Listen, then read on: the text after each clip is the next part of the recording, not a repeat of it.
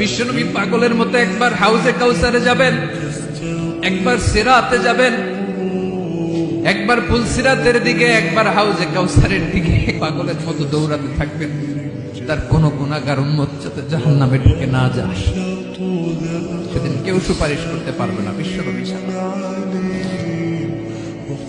এজন্য 5 নম্বর আল্লাহ বললেন, মান যাল্লাযী ইয়াশফাউ ইনদাহু ইল্লা বিইযনিহি।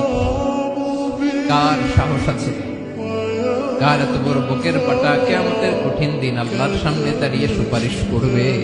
কারো ক্ষমতা নেই, কারো ক্ষমতা নাই। বিশ্বনবী সিজদায় পড়ে উম্মতের জন্য কাঁদবেন, সবাই কাঁদবে, নফসি নফসি, আল্লাহ আমারে বাঁচাও, আল্লাহ আমারে বাঁচাও। বিশ্বনবী বলবেন, উম্মতি উম্মতি। বিশ্বনবী আমার জন্য কাঁদবেন, আপনার জন্য কাঁদবেন।